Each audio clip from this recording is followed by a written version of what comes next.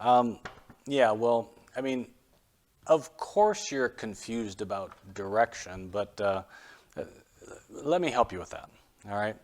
So, first of all, let's be honest about what's obvious here, which is that you're in your 20s, all right?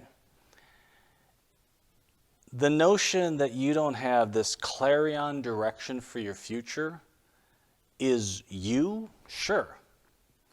But it's everyone in their 20s. It's me when I was in my 20s. I'm not saying that you can't do anything about it. That's definitely not what I'm saying. And frankly, the worst thing that you can do is to become inactive in your 20s. This is a decade of curiosity and idealism. This is a decade of just fascination and falling in love with 100 different topics because life will force you to sort of parse them down with time. So here's a couple things that you can start doing immediately. Number one, take an honest inventory of your particular influences in the world. Who are those relationships that you have where when you talk, when you act, when you engage, you actually move the needle? Because I would far rather you spend time with folks where you have influence and they have influence with you than you pretending that you have some global influence that you really don't have.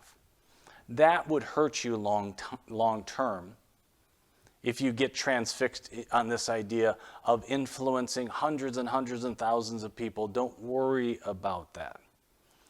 Where does your presence, your words, your insights, where do they move the needle? That's where I want you spending your time. So, here's some really lousy news, all right? There might be 10 of those people in your life.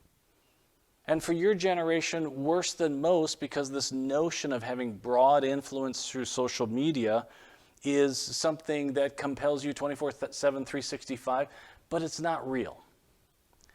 So you're going to have a handful of people where you're truly influential in their life. Fall in love with that notion rather than being repelled by it. Here's the second thing that you can do immediately. If you'll make this adaptation in your life and adopt this notion, then you will find the decade of your 20s to help you to emerge with passion and momentum coming into your 30s. All right? So make the conscious choice to excel in every single domain where you have competence. Okay? I say to my kids who are all in their 20s that today the difference between exceptional and ordinary has never been thinner. So be exceptional. Be amazing. Figure out where your competencies lie and just, is it too much to ask you to target being the best in that space? And if you can't target the best in being the best in that space, then the question that I would have you go home with is, why not? What is it inside of you that causes you to have that limitation where you can't hardly imagine being exceptional in your space? And why hold anything back? Take risks. If you were to completely destroy your life in your 20s, you'd fall 2 inches and you'd be out $200. So take those sort of risks and engage deeply. There's that old sports analogy, leaving it all on the field. Do that in your 20s. Be exceptional. The third thing I would say, and this is from the context of being an employer, is there are people in my organization that have worked hard to be irreplaceable. They didn't start there. They moved their needle internally so that over a period of days and weeks and months and years, their irreplaceability to me and to the organization became absolutely apparent, and it was all built in their actions. You can tell somebody who's making the choice to continue time in and time out to improve, to improve, to improve. That person is absolutely recognizable amongst their peers. So striving for irreplaceability will help you as a young person, but if you'll hit that stride in your 20s, like where that takes you in your 30s and your 40s and 50s is unimaginable. And that's true of all of the great folks that you emulate. They lived in that space. They lived in that space choosing to be desirous of irreplaceability. I promise you that this is true, that if you'll inventory your domains of competence, where your life is lived, how you contribute to an organization or to a relationship, and you make the choice to excel, and you make the choice to be irreplaceable in that band of competency where you uniquely live, life will be kinder to you than the person who takes a nonchalant, disengaged view of their life and the world around them. And I don't know if you'll believe this or not, but this is just true. You open yourself up to something mystical then. It's like the universe and all of its creative possibilities is scanning and viewing the world and life and humanity.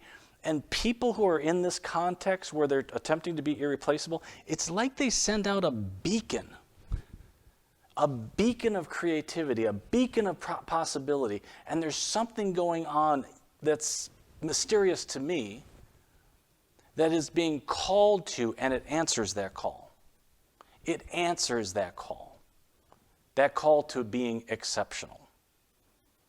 So you'll do yourself a lot of favors on every possible plane, as a spouse, as a parent, as an employer, as an employee, if you'll live in that and contend for that space. You'll tap into something transcendent.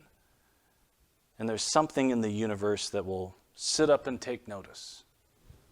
You'll want that.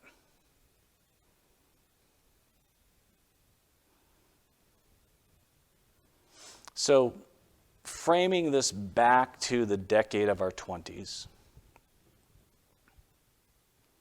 when you're just getting started, I'm asking you to think about sending a creative pulse out from your life.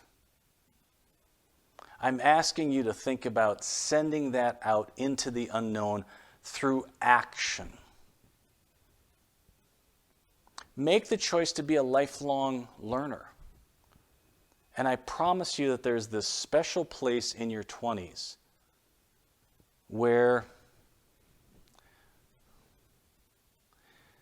if you can get the universe to recognize you in this decade, the lift and the carry of that is irreplaceable. So back to the original question. Please, please, please, please do not let the pressure and the angst of uncertainty cause you to pause. You know what that special quest is that you are called to. Be motivated to move in the direction of that quest. Pausing is your enemy. Curiosity, reflection, searching, musing, discovering. That's you in your 20s. As I was mentioning this, there was a comment that I was recalling from one of my mentors when I was young teen, early to mid 20. His name is Tom Turner. Brilliant guy. And he sat me down and he said something to me when I was about 21 years old that I've never forgotten. He said, Raj, you spend a moment of your life, or you spend $1, time and money, you never get to spend those again. So spend wisely. And that's what I would say to my 20-year-old friends. View this decade as a time where between your money and your time, really invest them wisely. Thanks, that's a good question.